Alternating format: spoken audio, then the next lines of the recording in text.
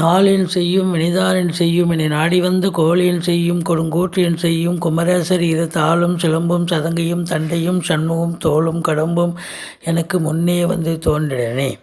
உலகமெங்கும் வாழ்ந்து கொண்டிருக்கும் ஸ்ரீ குபேரன் டிவி நேயர்களுக்கு சைதை ராஜாவின் அன்பான வணக்கங்கள். நாம் இப்பொழுது இந்த எபிசோடில் வாக்கிய பஞ்சாங்க அடிப்படையில் வார ராசி பலன்கள் 10/6/2024 முதல் 16/6/2024 வரைக்கும் உள்ளடக்கிய நாட்களுக்கு கிரகங்கள் ஒவ்வொரு ராசிக்கும் எப்பேற்பட்ட பலன்களை வழங்கப் போகிறது என்பதை ஒவ்வொரு ராசியாக பார்க்கலாம் வாங்க. இந்த வாரம் முழுவதும் வளர்பிறை நாட்களே. தனுசு ராசி காலபுருஷனுக்கு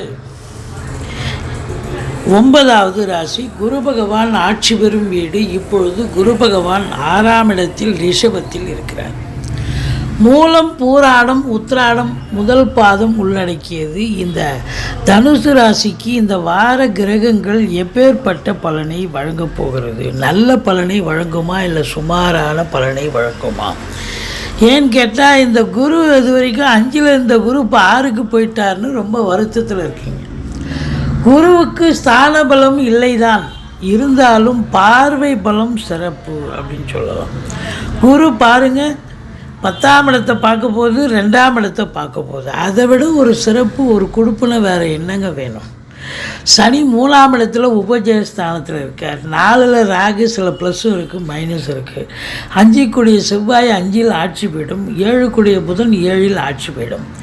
இப்படி கிரகங்களுடைய சஞ்சார நிலைகள் மிக சிறப்பாக இருப்பதால் இந்த தனுர் ராசியில் பிறந்த அன்பர்களுக்கு இந்த வாரம் நல்லா இருக்குமா அப்படின்னா சூப்பராக இருக்க போதுங்க. நினச்சதை சாதிக்க முடியும்.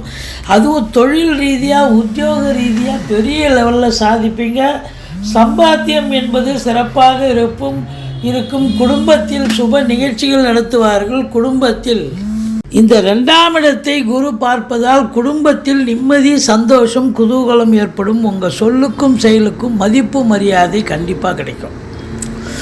அதாவது ஆசிரியர் பெருமக்கள், பேராசிரியர்கள், இலக்கியவாதிகள், சொற்பொழிவாளர்கள், வழக்கறிஞர்கள், ஜோதிட அறிஞர்கள், மேடை பேச்சாளர்கள், இது போன்ற வாக்கினை தொழிலாக கொண்டு செயல்படக்கூடிய தனுர் ராசி அன்பர்களுக்கு இந்த வாரம் தன்னுடைய திறமையை வெளிப்படுத்தி நல்லது நடக்கக்கூடிய ஒரு ரெகக்னேஷன் கிடைக்கக்கூடிய ஒரு வாரம். பாருங்கள், இந்த குரு பகவான் 10ஆம் இடத்தை பார்த்துட்ருக்கார். 10ல் கேது இருந்தது. இது நாள் வரைக்கும் நம்ம என்ன சொன்னோம்? 10ல் கேது இருக்கிறதால இருக்கிற இடத்த சுருக்குவார். தொழிலில் நீங்கள் பெருசாக இன்வெஸ்ட் பண்ணாதீங்க, இருக்கிறத வச்சு அப்படியே மெயின்டைன் பண்ணிட்டு வாங்க அப்படின்னு நம்ம சொல்லியிருந்தோம். இப்போ குரு பகவான் உங்களுக்கு 10ஆம் இடத்தை பார்க்கிறார். அப்போ 10ஆம் இடம் சிறப்பாகி விடுகிறது.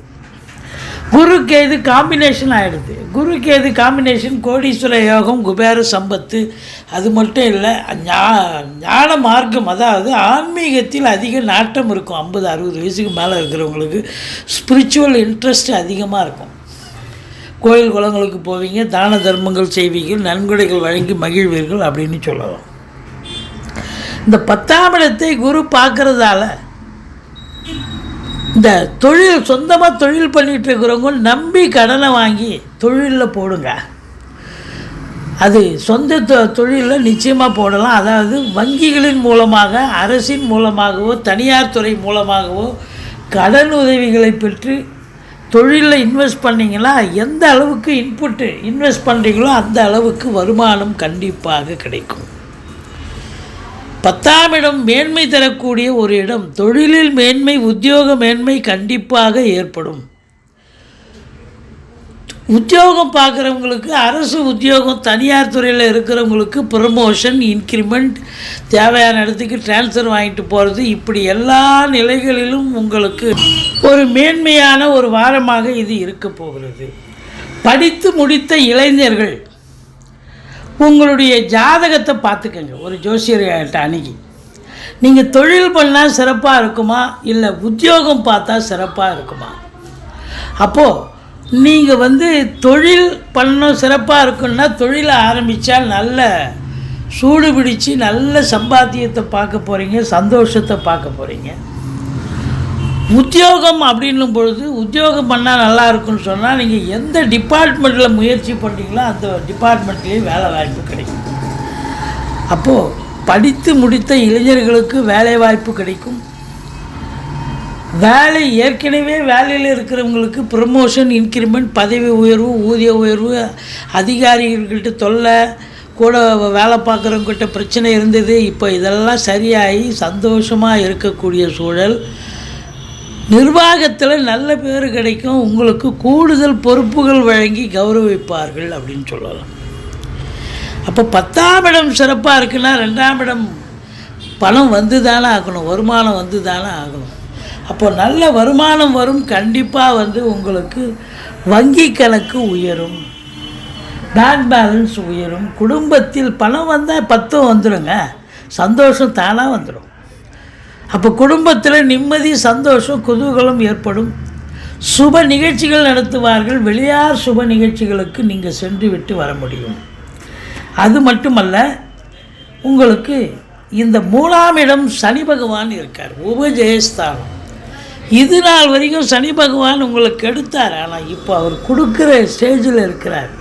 தொழில் ரீதியாக, உத்தியோக ரீதியாக நீங்கள் எந்த முயற்சி எடுத்தாலும் அந்த முயற்சி சக்ஸஸ் ஆகும். ஆனால் இளைய சகோதர சகோதரிகளுக்கும் உங்களுக்கும் கருத்து வேறுபாடு கண்டிப்பாக வரும். இந்த 4ல் ராகு என்ன மைனஸ் அப்படின்னு பார்த்தீங்கன்னா, தாய்க்கு தேக ஆரோக்கியத்தில் அக்கறை தேவை, மருத்துவமனைக்கு அழைத்து செல்ல நேரிடலாம். வண்டி வாகனங்கள் செலவு வைக்கும், சவாரி கிடைக்கிற மாதிரி கிடைக்கும், பாதியில் நின்று போய் பழுதாகக்கூடிய ஒரு நிலை ஏற்படும். இதெல்லாம் மைனஸ். ஆனால் ப்ளஸ்ன்னு பார்க்கும் பொழுது வீடு வாங்கணும், மனை வாங்கணும், தோட்டம் வாங்கணும், வீடு கட்டணும்னு நினைக்கிறவங்களுக்கு ஒரு 50 லட்ச ரூபாய்க்கு வீடு வாங்கணும்னு நினச்சா அது 1 கோடி ரூபாய்க்கு கொண்டு போய் நிப்பாட்டும். அதனால் உங்கள் எஸ்டிமேட்டை எந்த அளவுக்கு கம்மி பண்ணிக்கணுமோ அந்தளவுக்கு கம்மி பண்ணிக்கிங்க. ஏன்னா பிரம்மாண்டத்தை ஏற்படுத்துவார் ராகு. அதனால் உங்கள் தகுதிக்கு மீறி ஆசைப்படாதீங்க. அதாவது ஏன்னா வாங்கிடலாம், வாங்கிட்டால் கடனை ரீபே பண்ணணுமில்ல, அதுதானே கஷ்டம். இஎம்ஐ கட்டணுமில்ல. மற்றபடி உங்களுக்கு உங்களால் எவ்வளோ சுமக்க முடியுமோ பலுவை அதை மாத்திரம் நீங்கள் கடனாக பெற்று நீங்கள் வீடு வாசல் வாங்கலாம், கட்டலாம். மற்றபடி இந்த 4ல் ராகு இருக்கிறது. இந்த பிள்ளைகளுடைய கல்வி, வெளிநாட்டு கல்வி ரொம்ப சிறப்பாக இருக்கும். தாராளமாக போகலாம். நல்ல உயர்கல்விக்கு கூட வெளிநாட்டுக்கு அனுப்பலாம், எந்த குறையும் கிடையாது. இந்த 5ல் செவ்வாய் இருக்கார்.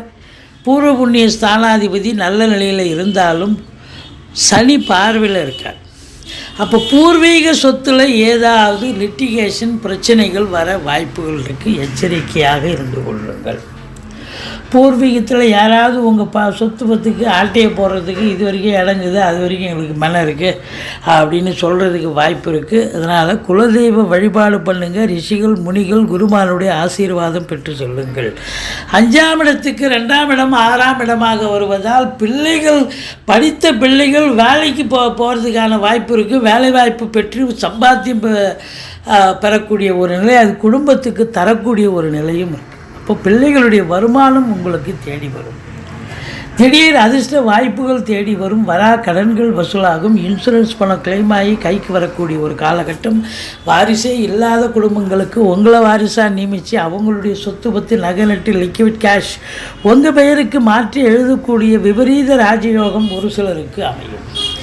வெளிநாடு போகணும்னு நினைக்கிறவங்க தாராளமாக போகலாம். உயர்கல்விக்காக போனாலும் சரி, உத்தியோகத்துக்கு போனாலும் சரி, இல்லை சொந்த தொழிலுக்காக சென்றாலும் சரி, கண்டிப்பாக சாதிக்கக்கூடிய ஒரு நேரம்.